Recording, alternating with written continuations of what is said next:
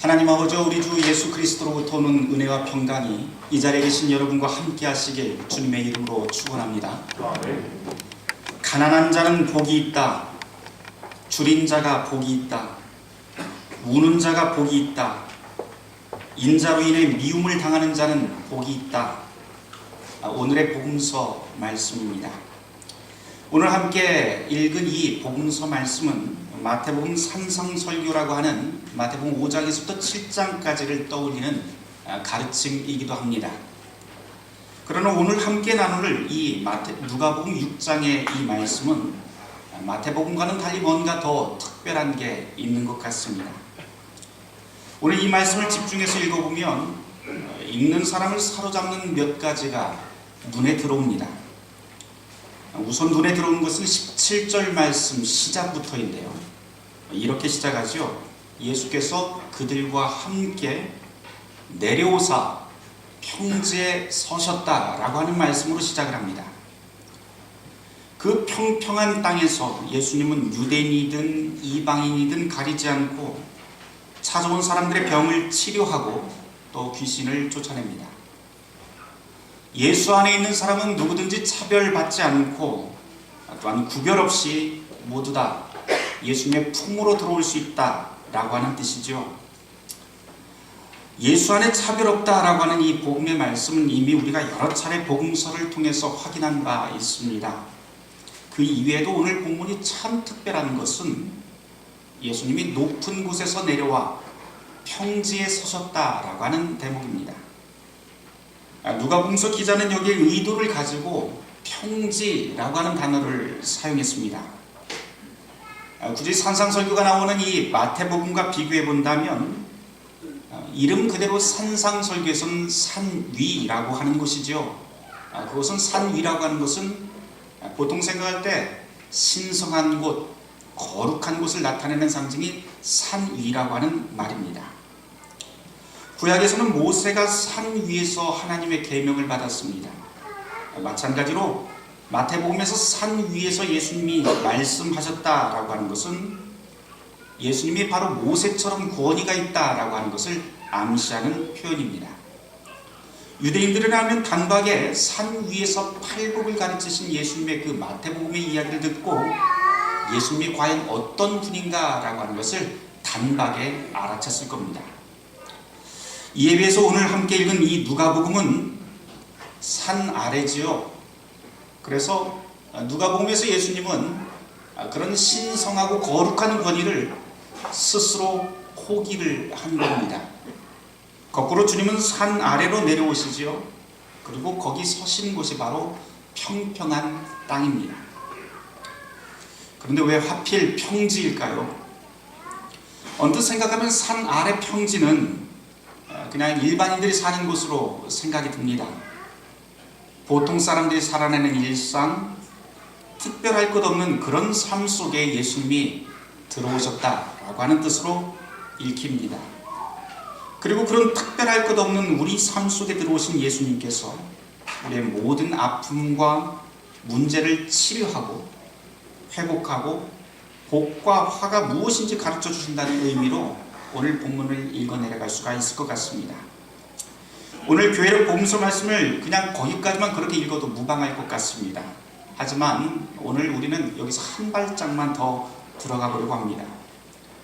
신약성경이 언제나 이 구약의 말씀과 연결되어 있다는 것을 우리가 고려를 해본다면 여기 나와 있는 이 평지라고 하는 이 단어를 구약에서 찾아볼 수가 있는데 특별히 이 평지라고 하는 이 단어가 예언서에 참 많이 나오더라고요. 찾아봤더니 예를 들어서 다니엘 3장 1절에서는 평지라고 하는 말로 한국어로 그렇게 번역이 되어 있고요. 예레미야 9장 22절, 예레미야 14장 18절에서는 들 또는 밭이라고 하는 말로 한국말로 그렇게 번역이 되어 있습니다. 그 이외에도 여러 곳에서 이 평지라고 하는 평평한 땅이라고 하는 말이 예언서에서 등장을 하는데 찾다 보니까 아주 특이한 걸 발견을 했습니다. 뭔고 하니 이 평지라고 하는 말이 쓰일 때마다 거기 나와 있는 이 구절들은 모두 다 암울합니다. 분위기가 굉장히 암울하고 철망적입니다. 시체, 수치, 우상숭배, 고통, 비참함, 배고픔, 전멸, 그리고 슬픔의 장소를 지칭할 때 꼭 이 평지라고 하는 단어가 사용이 되어 있더라고요. 그래서 이 평지라고 하는 것은 구약인들에게, 구약의 말씀 속에서는 이처럼 암울하고 절망적인 곳을 나타날 때 평지라고 하는 말을 사용합니다. 근데 오늘 복음서 말씀에서 바로 그 평지 한가운데로 예수님이 내려오셨고 거기에 서셨다라고 하는 말로 오늘의 말씀이 시작합니다. 암울한 우리의 일상, 수치스럽고 비참한 내 삶, 모든 것이 망가져 버린 우리의 일상의 삶 속으로 그 한가운데 예수님이 서셨고, 그리고 모든 것을 들어주시고 품어주시고 치유하고 회복시킨다라고 하는 말씀이 오늘 복음서의 말씀입니다. 그것 말고도 오늘 본문에서 참 특별한 것들이 또 있더라고요. 마태복음 5장에 나오는 이 팔복과 비교해서 보면 오늘 복음서 말씀은 유독 반복되는 용어가 있습니다. 여러분들 눈치채셨을지 모르겠지만 제가 복음서 공독을 하면서 유독 강조하면서 읽었던 단어들이 몇 개가 있습니다. 지금, 너희 라고 하는 단어이지요. 이 말이 계속해서 반복이 됩니다.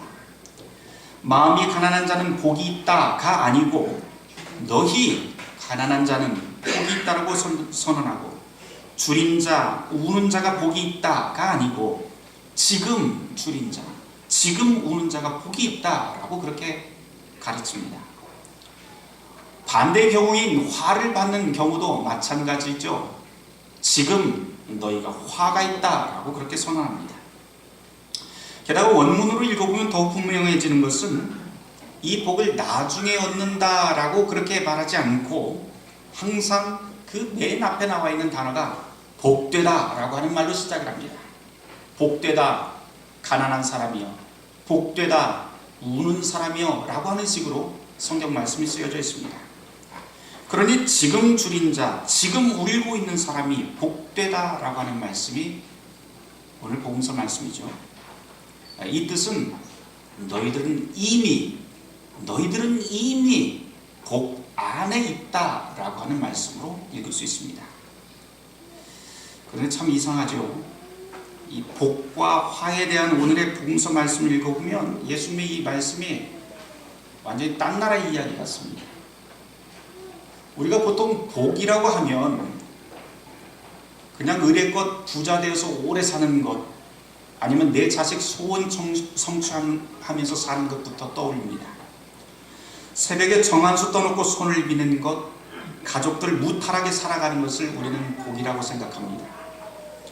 그런데 지금 예수님이 오늘 우리에게 말씀하시는 이 복을 보면 우리가 살아가는 현실을 너무도 모르시는 것 같아요.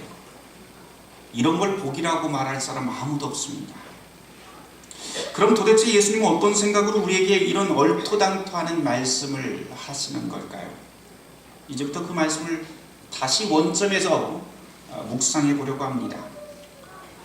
가난한 자는 복이 있다.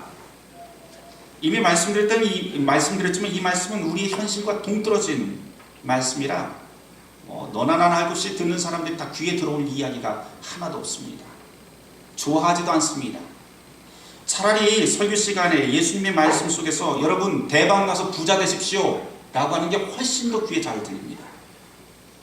하지만 예수님은 정반대로 애둘러 말하지도 않고 너희 가난한 자는 복이 있다. 지금 줄인 자는 복이 있다. 지금 우는 자는 복이 있다 라고 아주 분명하고 직설적으로 선언합니다. 가끔 이 말씀으로 오해하는 분들이 있습니다. 가난해져야 복 받는다고 말입니다. 그래서 가난해지려고 자꾸 노력을 합니다. 그러면 우리는 복 받으려면 모두 다 지금부터 가난해지는 운동을 해야 될까요? 그러면 복 받는 겁니까? 아니요. 성경 어디에서도 그런 말씀 없습니다. 그런 가르침 없습니다. 가난해져야만 복 받는다라고 하는 것은 성경 어디에서도 찾아볼 수 없는 말입니다. 우리가 성경을 읽을 때 좀 정확히 읽어야 될 필요가 있는데요. 오늘 말씀에서도 그렇고 성경에서 찬송되고 높여지는 건 가난 자체가 아닙니다. 가난 자체가 아니라 가난한 사람입니다. 이건 아주 매우 중요한 차이인데요. 우리가 한번 생각을 해보세요. 상식적으로 하나님은 그 어떤 경우에도 굶은 배를 움켜쥐어야 복받는다고 가르치지 않습니다. 구걸하는 삶을 살아야 복받는다고 그렇게 가르치지 않습니다. 세상을 창조하신 하나님은 창세기 1장에서부터 인간을 위해서 무엇 하나 부족함 없는 에덴 동산을 만들어 주셨지요. 그리고 그 안에 있는 나무의 모든 열매를 배불리 먹고 기쁨을 누리도록 허락하신 분이 바로 우리가 믿는 그 하나님입니다. 그런 분이 갑자기 마음을 바꿔먹고 너희를 복받으려면 다 가난해져야 돼, 이렇게 말씀하시지 않습니다. 구약의 기본뼈대가 되는 출애굽 사건은 또 어떻습니까? 하나님이 당신의 백성을 고통 속에서 굶길 작정으로 광야로 몰아내셨나요? 아니요, 그렇지 않습니다. 애굽에서 탈출시키신 건 광야 생활을 위해서 탈출시킨 것이 아니라 바로 적과 꿀이 흐르는 복된 땅, 풍요의 땅, 억압이 없는 자유와 해방의 기쁨이 충만한 땅으로 인도하려고 하는 것이 최종 목적이었습니다. 광야가 목적지가 아니라 바로 복된 땅이 목적지입니다. 이것이 신약 성경에서도 언제나 동일하게 움직입니다. 다만 이 모든 복이 이루어지는 것은 주님의 나라가 완성되는 때라고 하는 것을 성경이 가르칠 뿐입니다. 그럼 하나 더 생각을 해보죠. 그러면 부자는 모두 다 지옥 갈까요? 아니요, 그렇지 않습니다. 부자가 천국에 들어가는 것은 낙타가 바늘기 들어가는 것만큼 어렵다는 말씀은 우리가 잘 알고 있지만 그것이 불가능하다는 뜻으로 또 읽어서도 안 됩니다. 성경을 보아도 부자들이 하나님의 백성이 되는 것을 우리는 어렵지 않게 확인할 수 있죠. 아브라함과 같은 족장, 다윗이나 솔로몬 같은 왕들이 대표적인 케이스입니다. 가난해져야만 천국 간다는 말이, 그런 소리는 성경의 본투가 멀리 떨어져 있듯이 부자면 무조건 지옥 간다는 말 역시 성경의 말씀과 아무런 상관이 없습니다. 다만 오늘 우리가 복음서 말씀에서 가장 눈여겨보아야 할 것은 평지에 서신 예수님이 병들고 연약한 사람들 속으로 들어가 그들을 고쳐주고 말씀해 주셨다고 하는 맥락입니다.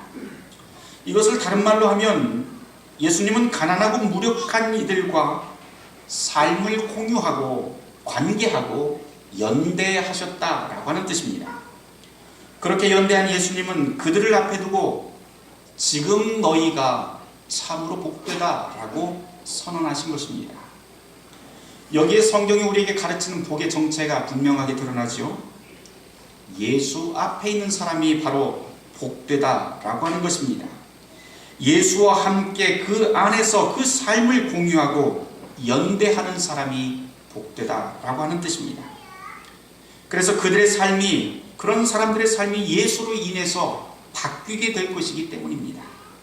그렇기에 성경의 복은 우리가 생각하는 그런 대박나는 방식과는 사뭇 다릅니다. 여기서 우리에게 요구되는 것은 주님이 보여주시는 관계의 문제입니다. 물질의 정도가 아니라 관계의 문제. 가난하고 약한 사람들과 연대하는 것은 세상의 기준으로 보면 필시 대박나는 복과는 한참 먼 일입니다.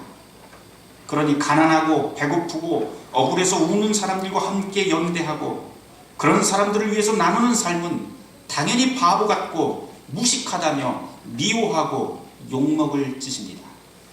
하지만 그 길을 예수님은 분명히 복되다라고 말씀을 하십니다. 그리스도인이라면 이렇게 예수님의 말씀을 따라서 그렇게 관계하고 공유하고 연대하는 삶을 살아야 합니다. 여기서 가장 중요한 문제는 우리가 가난해져라 그것이 아니라 바로 우리가 가진 소유, 우리가 가진 부를 어떤 방식으로 사용할까라고 하는 문제가 부각이 됩니다. 지구는 이제 글로벌해지고 세계화되었다고 말을 하죠. 교통, 통신, 정보 할 것 없이 하나의 세계로 가까워졌다고 말합니다. 그런데 이 세계화된 지구를 가만히 보면 그 말 속에는 언제나 경제 성장이라고 하는 말이 숨겨져 있습니다. 사람들은 세계화가 될수록 더 잘 살 수 있어, 더 나은 삶, 더 행복해질 것이라고 기대합니다. 그런데 여러분, 세계화가 되어가면서 지구는 우리가 기대하던 그 방향이 아니라 정반대로 흘러가기도 합니다. 대한민국의 빈부차 여러분들 잘 아실 거예요. 더욱 극심해져서 GNP, GDP가 얼마 올랐다고 하는 뉴스가 요즘도 계속 나오는데 사실 그런 거 귀에 들어오지도 않고 체험할 수도 없습니다. 그냥 그림의 떡이구나, 딴 나라 이야기구나 라고 그렇게 생각이 들 정도입니다. 그런데 이것이 우리나라만의 일은 아닙니다. 전 세계 총 인구의 5분의 1이 세계 총 소득의 82.7%를 독점하고 있습니다. 거의 14만 명의 사람들이 절대 빈곤 속에서 살아가면서 하루에 1달러 미만으로 자기의 생계를 연명하고 있습니다. 세계에서 가장 부유한 랭킹 1, 2, 3위 그 사람들의 재산을 합해보면 가장 가난한 국가에 사는 6억 명의 총 재산보다도 더 많습니다. 지금 우리는 이런 비정상적인 세계 안에서 살고 있습니다. 그렇다면 그런 세상 한가운데서 사는 사람들, 그리스도인, 교회는 과연 무엇을 해야 할까요?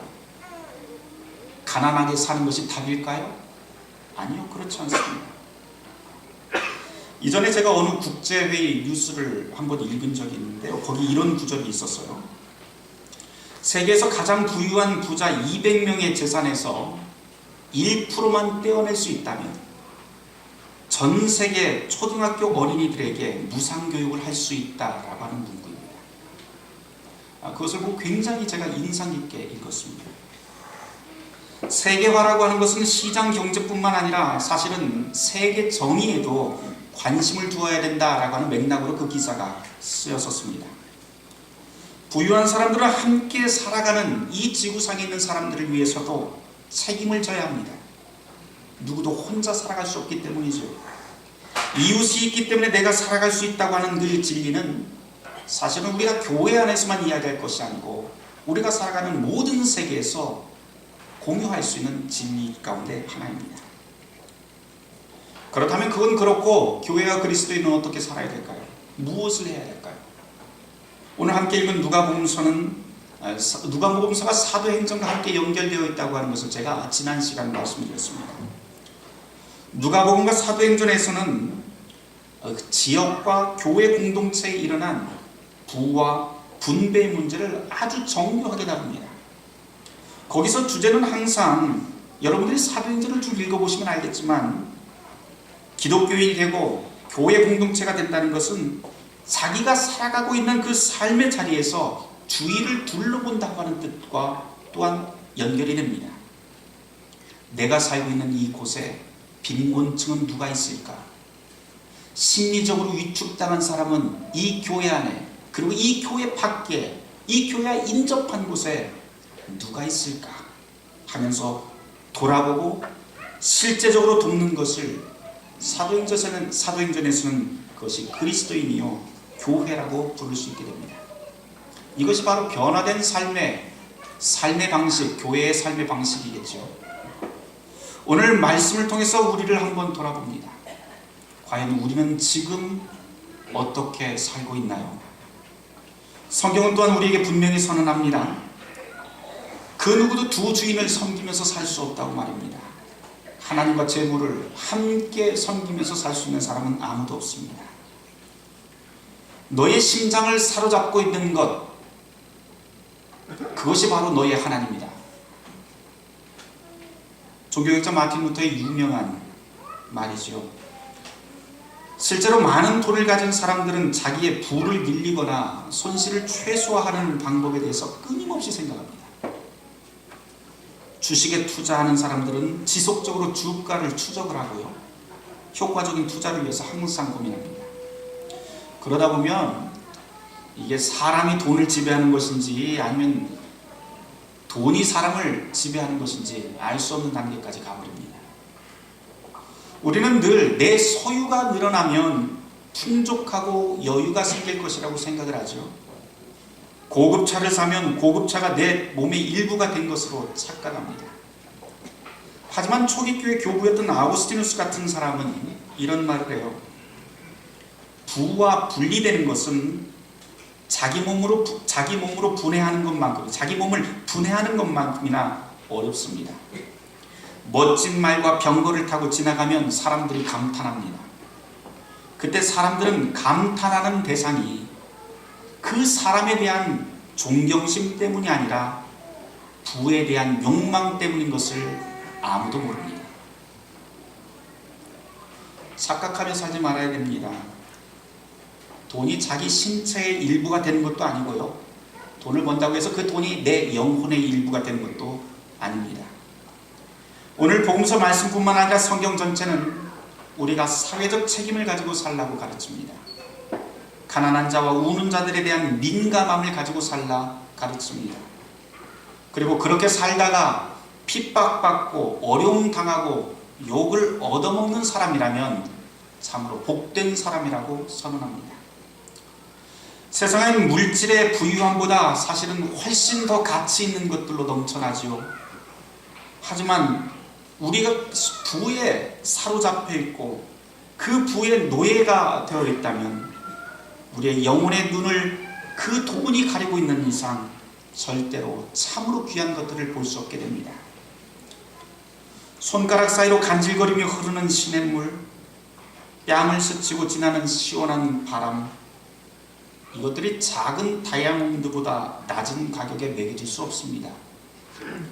연못의 황금 물고기, 눈에서 우러대는 청개구리, 옥빛 나는 초록 조약돌, 내 가족과 이웃의 따스한 미소, 이런 것들은 결코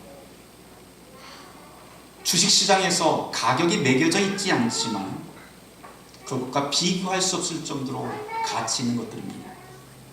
그러나 돈의 노예가 되고 중독된 이상 이렇게 우리의 일상 속에 숨겨진 소소한 것들의 참으로 위대한 가치를 발견하기는 어렵습니다. 그 때문에 부는 질병이고 심판이 될 수 있습니다. 우리 일상에 놓인 단순한 보물에 우리를 반응시키지 못하게 하고 우리의 동료들과 이웃의 필요에 우리 영혼을 무감각하게 만들기 때문입니다. 가난한 자들이 복이 있고 부자는 화가 있다라고 하는 오늘 복음서의 말씀은 어쩌면 딴 세상 이야기처럼 들릴 수가 있습니다. 그러나 예수님은 망가지고 희망 없는 이 평지로 오셨고 거기서 가난하고 연약하고 억울한 사람들의 세계 속으로 침투하십니다. 그리고 그런 사람들과 마주 앉아 연대하는 것이 바로 하나님의 나라가 된다고 하는 것을 예수님은 우리에게 가르쳐 주십니다. 가난한 자는 복이 있다라고 하는 말씀은 실은 딴 세상의 메시지가 아니라 바로 지금 우리의 세계를 위한 말씀이기도 합니다. 주님과 함께 만들어가는 하나님의 나라에서는 연대라고 하는 말이 외래어가 아니고 공유라고 하는 말이 수학 문제가 아닙니다. 연대와 공유의 하나님 나라를 우리가 지금 여기서 경험할 수 있고 그 나라가 바로 우리의 것이 됨을 오늘 복음서는 우리에게 분명히 가르칩니다. 예수님이 가난한 자들에게 복되다고 하신 말씀에 주목해야 되는 건 주님이 그들 속에 들어가 관계하셨다고 하는 부분입니다.